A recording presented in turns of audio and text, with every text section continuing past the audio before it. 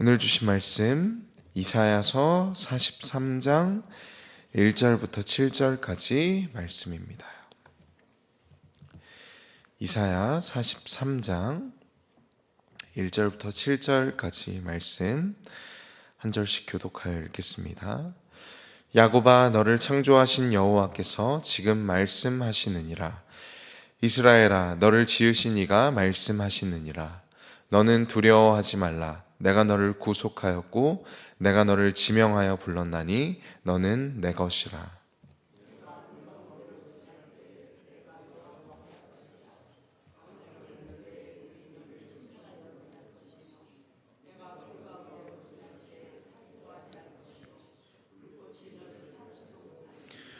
대전하는 여호와 내 하나님이요 이스라엘의 거룩한 이요 내 구원자임이라. 내가 애굽을 너의 속량물로 구스와 스바를 너를 대신하여 주었노라.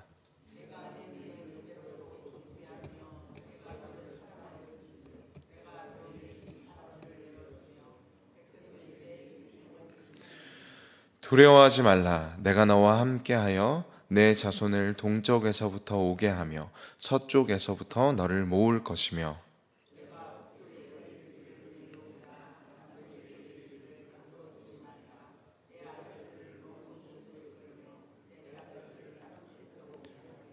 함께 읽겠습니다. 내 이름으로 불려지는 모든 자 곧 내가 내 영광을 위하여 창조한 자를 오게 하라. 그를 내가 지었고 그를 내가 만들었느니라. 아멘. 오늘 우리가 함께 읽은 이사야 43장의 은혜로운 말씀이죠. 내가 너를 지명하여 불렀나니 너는 내 것이다. 아무것도 두려워하지 말라라는 이 말씀이 사실은 어떤 배경에서 기록되었는가, 하나님께서 어떤 상황에서 어떤 사람들에게, 어떤 백성들에게 이 말씀을 하시는가를 아는 것이 굉장히 중요하다라고 할 수 있습니다. 우리 앞선 본문, 오늘 우리가 읽은 43장 앞선 42장 24절 중반절을 보시면 어떤 상황인지 우리가 알 수 있는데요. 이렇게 기록되어 있습니다. 24절 중반절에 우리가 그에게 범죄하였도다. 그들이 그의 길로 다니기를 원하지 아니하며 그의 교훈을 순종하지 아니하였도다. 그러니까 우리가 하나님께 범죄하였고 우리의 조상들이 그의 길로 다니지 아니하였고 그것을 원하지 아니하였고 그의 교훈에 순종하지 아니하였으므로 이스라엘이 포로로 사로잡혀 간 것이, 그들이 그 나라를 잃고 그 땅을 잃고 그 약속받은 땅에서 쫓겨난 것이 오늘의 이 하나님의 회복의 메시지가 선포된 배경이라고 할 수 있습니다. 그러니까 한 가지 분명한 사실, 우리가 오늘 본문을 살펴보기 앞서서 먼저 확인해야 하는 분명한 사실은 무엇이냐면 이스라엘 백성들이 구원받을 만해서 구원받은 것이 아니라는 것이죠. 하나님은 오히려 그들 스스로 하나님께 구원해 달라고 말할 어떠한 명분도 없을 때, 그러니까 그들이 하나님 앞에서 쓰임 받을 만한 어떤 쓰임새나 회복의 여지가 남아있지 않을 때 오늘의 본문을 말씀하신다라는 것을 우리가 기억하면서 오늘 본문을 살펴보았으면 좋겠습니다. 먼저 1절 말씀을 볼까요? 하나님께서 이 백성을 무엇이라고 다시 불러주고 계시냐면 야곱아 또 이스라엘아 라고 불러주십니다. 여러분, 이 표현들이 우리에게는 너무 익숙하고 그냥 성경을 읽다 보면 그러려니 하고 넘어갈 수 있는 표현이지만, 지금 하나님은 바벨론 포로들에게, 그러니까 엄밀한 의미에서는 이미 하나님과의 언약 관계 안에서 끊어져서 스스로 하나님의 언약 관계를 파기한 자들에게, 이미 아무것도 남아있지 않은 자들에게 다시 한번 애정어린 언약적 호칭을 불러주시는 것이죠. 야곱아, 이스라엘아. 그리고는 하나님께서는 창조주의 자격을 걸고 약속하고 계십니다. 너를 지으신 이가 말씀하시느니라. 아버지가 아버지의 이름을 걸고 또 자녀와의 관계를 걸고 무언가를 맹세하시고 약속하시죠. 너를 창조하신 이가 창조주의 이름으로 확실히 말씀하십니다. 무엇을 말씀하시냐면 두려워하지 말아라. 두려워하지 말아라. 왜냐하면 내가 너를 구속하였기 때문이다. 여기서 구속이라는 단어는 고엘이라는 단어입니다. 우리가 보아스와 나오미와 루세 이야기를 잘 알고 계시죠. 보아스가 나오미와 루세 몰락한 가정을 다시 회복시켜주는 것, 실제적인 비용을 지불하고 그 가정을 되살려주는 것을 고엘, 구속, 기업 부를 자라고 부르는 것이죠. 하나님께서 이 백성을 다시 구속할 것이다. 값을 지불하여 자신의 소유로 삼으실 뿐만 아니라 회복시키실 것이다. 그러니 두려워하지 말라라고 말씀하시죠. 또 하나님은 너는 누구의 것이라고 말씀하시냐면 너는 내 것이다 라고 말씀하십니다. 여러분, 하나님이 낮을 낮이라고 부르실 때 하나님이 밤을 밤이라고 부르셨죠. 또 하나님이 너의 이름을 부르셨기 때문에, 너의 이름을 지명하여 부르셨기 때문에 너는 내 것이다 라고 말씀하실 수 있습니다. 하나님은 지금 모든 언약 관계 안에서 끊어진, 그러니까 하나님과의 더 이상 어떠한 관계도 남아있지 않은 이 이스라엘 백성을 무엇이라고 불러주시냐면 이스라엘이라고 불러주심으로써 다시 한번 이 백성들을 이 언약의 관계 아래 아무것도 두려워하지 않아도 되고, 또 하나님이 지명하여 불러주시는 그 언약의 관계 안으로 아무런 대가와 조건 없이 다시 불러주시고 초대해 주신다라는 것이죠. 여러분, 그러므로 하나님께서 이 백성을 이스라엘이라고 불러주심으로 그들은 더 이상 바벨론 포로가 아니라 하나님의 언약 백성으로서 이스라엘로 존재할 수 있는 것입니다. 여러분, 우리도 동일하다라는 것이죠. 우리도 하나님께서 우리의 이름을 불러주시기 전에, 하나님께서 이 죄된 세상에서 우리를 거룩하게 구별하여서 그분의 자녀 삼으시기 이전에, 여러분, 우리가 이 세상의 백성들과 이 세상 사람들과 다르다고 이야기할 만한 것이 무엇이 있습니까? 아무것도 없다라는 것이죠.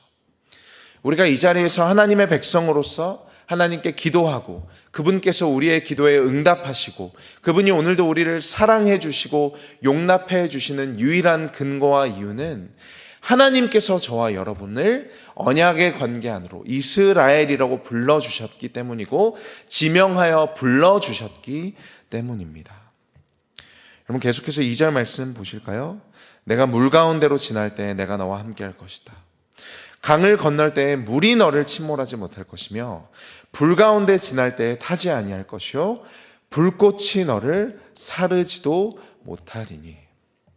여러분, 이스라엘 백성들이 물이 너를 침몰하지 못할 것이다 라고 이야기하면 어떤 사건을 기억하겠습니까? 당연히 출애굽하면서 홍해를 만났던, 그리고 그 홍해를 건너며 물이 그 백성을 삼키지 못하였던 그 사건을 기억하게 될 것입니다. 그리고 출애굽시키셨던 그 하나님이 동일하게 포로된 백성을 바벨론으로부터 나오게 하실 것을 기대할 수 있다라는 것이죠. 그리고 이 말씀을 바라보는 우리도 동일하게 하나님께서 그 물 가운데를 이스라엘 백성이 출애굽하게 하셨던 것처럼, 출바벨론하게 하셨던 것처럼 고난과 역경 가운데 도무지 길이 보이지 않고 앞으로 나아갈 바를 알지 못하는 우리에게도 동일하게 그 물을 지나가게 하실 것을 우리가 기대하고 소망할 수 있다라는 것입니다. 여러분, 불도 마찬가지이죠. 바벨론의 그 거대하고 강력한 풀무불은 다니엘의 세 친구를 사르려 했지만 그 강력해 보이는 풀무불이 오직 사를 수 있었던 것은 이 세 친구들을 결박하고 있었던 포승줄 이에는 아무것도 없었다라는 사실입니다. 여러분, 그래서 하나님은 이 바벨론 포로들에게 그들과의 다시 언약 관계를 회복하시면서 이스라엘이라고 부르실 뿐 아니라 물 가운데 지날 때에도 함께 할 것이고 불 가운데 지날 때에도 타지 아니할 것이라고 약속하십니다. 3절 말씀 보겠습니다. 대전하는 여호와 내 하나님이요 이스라엘의 거룩한 이시요 내 구원자임이라. 여러분, 하나님은 이스라엘의 거룩한 하나님, 자신을 어떤 하나님이라고 표현하고 있냐면 너의 하나님, 너의 구원자라고 스스로를 부르십니다. 여러분, 이 말씀이 놀라운 이유는 무엇이냐면 하나님이 강대한 자를 대표하는 하나님이 아니라, 강대한 나라의 성공한 자들을 대표하는 하나님이 아니라, 하나님의 언약을 저버리고 하나님을 거절하여 스스로 하나님에게서 떠난 백성들의 하나님, 죄인들의 하나님을 자처하신다라는 것이죠. 하나님은 지금 자신을 더러 이스라엘의 거룩한 하나님이라고 불러주십니다. 심지어는 이 백성을 위하여, 이 자격 없는 백성을 위하여 애굽을 속량물로 구스와 스바를 대신하여 주신다고까지 말씀하시죠. 4절 말씀 보겠습니다. 내가 내 눈에 보배롭고 존귀하여 내가 너를 사랑하였은즉. 이제는 하나님께서 무엇이라고까지 말씀하시냐면 너는 내 눈에는 보배롭고 존귀하다. 내가 너를 사랑하였은즉 내가 너를 대신하여 사람들을 내어주며 백성들이 내 생명을 대신할 것이다 라고까지 말씀하십니다. 여러분, 하나님이 우리를 바라보시면서 너는 내 눈에 보배롭고 존귀하다 라고 말씀하시는 것이 여러분 정말 여러분들의 마음 가운데 믿어지시기를 축복합니다. 하나님이 이 백성을, 저와 여러분을 너무나도 사랑하셔서 너는 내 눈에 보배롭고 존귀하다. 내가 너를 사랑하였은즉 내가 너 대신 사람들을 내어주기까지 하며 백성들이 너의 생명을 대신하게까지 할 것이다. 여러분, 하나님의 사랑이 어찌나 크고 깊은지 이제는 그분의 맹목적인 사랑이 정의롭지 않아 보이기까지 합니다. 하나님이 죄인들을 위하여, 아무 자격 없는 자들을 위하여 불공평한 사랑, 너 대신 사람들을 내어주며 너 대신 백성들이 너의 생명을 대신하는 사랑을 우리에게 베풀어 주신다라는 것이죠. 여러분, 이 사랑을 이해하실 수 있습니까? 하나님이 왜 이토록 이스라엘을 사랑하십니까? 우리가 지금까지 이 선지서에 들어서기 전에 역사서들을 살펴보면 이 이스라엘 백성들이 하나님의 속을 얼마나 썩이는지, 하나님을 얼마나 힘들게 하는지, 하나님께 얼마나 불순종하는지 우리가 잘 알고 있지 않습니까?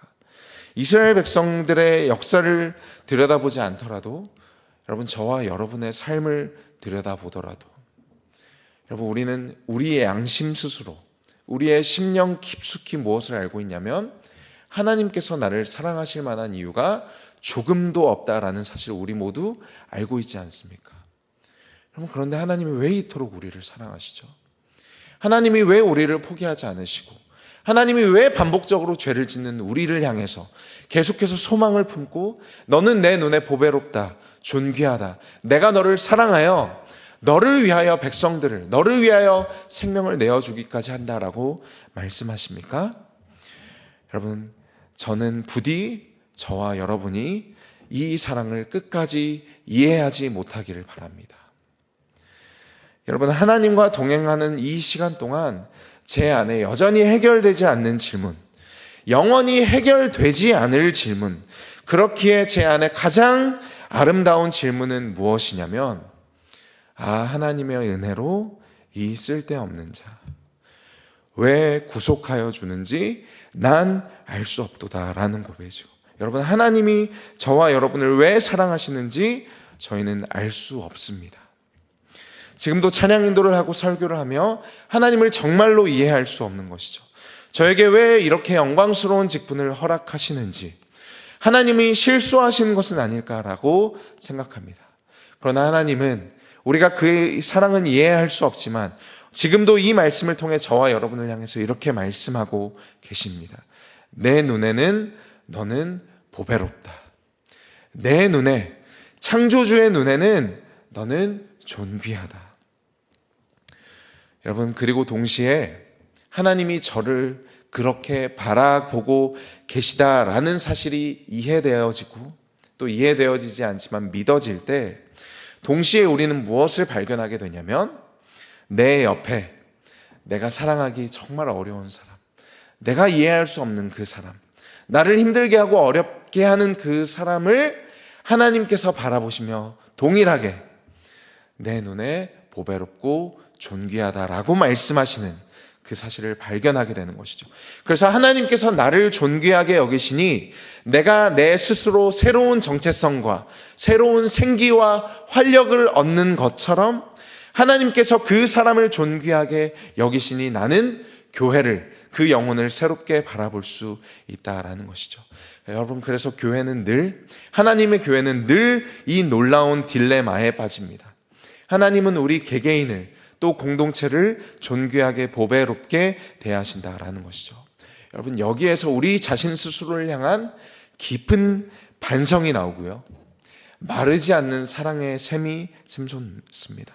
우주의 중심에서부터 쏟아지는 하나님의 사랑과 열정이 저와 나의 영혼과 공동체 그리고 우리의 인생들을 생기 있게 붙잡아 준다라는 것이죠. 여러분, 5절의 말씀 볼까요? 두려워하지 말라. 내가 너와 함께하여 내 자손을 동쪽에서부터 오게 하며 서쪽에서부터 너를 모을 것이요. 하나님이 북쪽에게 이렇게 6절에서 말씀하십니다. 내놓으라. 남쪽에게는 이렇게 말씀하십니다. 가두어 두지 말라. 내 아들들을 먼 곳에서 이끌며 내 딸들을 땅끝에서부터 오게 하며. 여러분, 이 말씀은 하나님께서 신명기에서 먼저 약속하신 말씀들이었습니다. 신명기 30장에서 하나님은 무엇을 먼저 모세를 통해 말씀하셨냐면 너가 포로로 잡혀갈 것이다. 여러분, 지금 가나안 땅에 아직 들어가지도 않은 이스라엘 백성들을 보고 하나님께서 모세를 통해 자, 너네 지금까지 내가 너희에게 설명한 모든 복과 저주의 말씀들 있지? 너네 그 말씀에 순종하지 못할 거야. 그래서 너네가 포로에 잡혀갈 거야. 이 땅에서 쫓겨날 거야 라고 하나님이 가나안 땅에 아직 들어가지도 않은 백성들에게 말씀하십니다. 그리고 무엇이라고 말씀하시냐면 너가 포로로 들어간 그 땅에서 이 말씀이 생각나거든.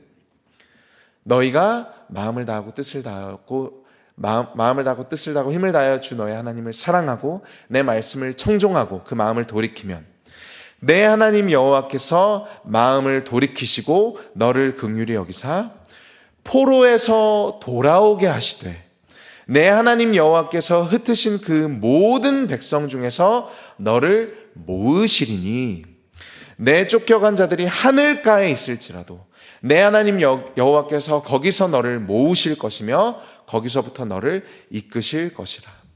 여러분, 하나님은 먼저 신명기에서 이 말씀을 약속하셨고 다시 한번 오늘 본문에서 동쪽에서부터 서쪽에서부터 북쪽에게 이르기를 남쪽에게 이르기를 내가 이 포로된 자들을 다시 모을 것이다. 시편 139편의 고백처럼 내가 하늘에 올라갈지라도 거기 계시며 스올에 내 자리를 펼지라도 거기 계신다라는 이 고백처럼 하나님은 정말로 이 포로된 영혼들을 찾아내실 것이다 라고 약속하셨고 정말로 하나님은 그 약속을 지키사 육신을 입고 이 땅에 저와 여러분을 찾아오신 것이죠. 그리고 찾아내신 것이죠. 찾아내셔서 지금 이 자리에서 하나님의 이름을 부르고 예배하고 기도하게 하신다라는 것입니다. 여러분, 결론 말씀드리겠습니다. 하나님이 빛이 있으라 말씀하실 때 여러분 정말로 빛이 있었습니다. 하나님이 해와 달과 별과 궁창이 있으라 말씀하실 때 여러분 정말로 우주가 그분에게 순종했습니다. 예수님이 풍랑을 바라보시며 잠잠하라 말씀하실 때 바람과 바다도 주님께 순종했고요. 그분이 말씀으로 질병을 고치셨고 나사로야 일어나라 라고 말씀하셨을 때는 죽은 자도 일어났습니다. 그리고 그 말씀의 능력으로 지금 저와 여러분에게 선포하십니다. 너는 두려워하지 말라. 너는 두려워하지 말라. 내가 너를 구속하였고 내가 너를 지명하여 불렀나니 너는 내 것이라. 너가 물 가운데 있을 때 내가 함께 할 것이고 내가 강을 건널 때 물이 너를 침몰하지 못할 것이며 불이 너를 사르지도 못할 것이니 대저 나는 너의 하나님 여호와 하나님이라. 여러분, 우리가 무엇을 두려워해야 합니까? 우리가 자주 두려워하는 것은 우리의 고난들이죠. 우리의 삶에 우리의 예상 밖에 일어나는 질병과 죽음과 이별, 여러 가지 경제적인 어려움, 상황의 어려움, 관계적인 어려움 같은 것들입니다. 우리가 너무나도 자주 두려움에 빠지는 것들은 사실은 하나님께서 두려워하지 않아도 된다라고 말씀하시는 것이죠. 왜냐하면 물이 너를 삼키지 못할 것이고 불이 너를 사르지도 못할 것이다. 여러분, 정말로 물과 불이 우리를 삼키지 못하고 사르지 못한다면 정말로 우리가 두려워해야 하는 것은 우리를 그 물과 불로부터 지켜주시는 하나님과 함께하지 않는 것인데, 오늘 말씀에서 무엇이라고 말씀하시죠? 하나님이 내가 너와 함께한다. 내가 너를 붙든다. 내가 물을 지날 때에도 너와 함께할 것이고 불을 지날 때에도 불이 너를 사르지 못하게 할 것이다. 여러분, 그렇다면 우리가 정말 무엇을 두려워해야 합니까? 아무것도 두려워하지 않아도 됩니다. 고난과 죽음과 이별 가운데 오늘도 우리의 인생을 무겁게 만들고 우리의 용기와 우리의 모든 마음을 앗아가는 그 인생의 거인들을 대항하여 여러분, 정말 우리는 아무것도 두려워하지 않아도 됩니다. 오늘도 우리에게 주신 이 말씀 붙잡고 너는 두려워하지 말라. 내가 너를 지명하여 불렀나니 너는 내 것이라는 이 말씀이 살아 움직이는 생명력 있는 말씀이 되어서 주어진 삶 가운데, 일상 가운데 승리하신 여러분들 되시기를 주님의 이름으로 축복합니다. 기도하겠습니다. 하나님, 아무것도 두려워하지 말라는 하나님의 말씀이 정말로 나의 삶의 고백이 되기를 원하고 나의 삶의 능력이 되기를 원합니다. 너무나도 두려운 삶의 순간순간들마다 내가 마주해야 하는 삶의 그 무거운, 수고하고 무거운 짐들 가운데서 나에게 아무것도 두려워하지 말라 말씀하시는 그 말씀의 능력 붙잡고 오늘도 살아낼 수 있는 주님의 백성들 다 되게 하여 주시옵소서. 예수님의 이름으로 기도합니다. 아멘.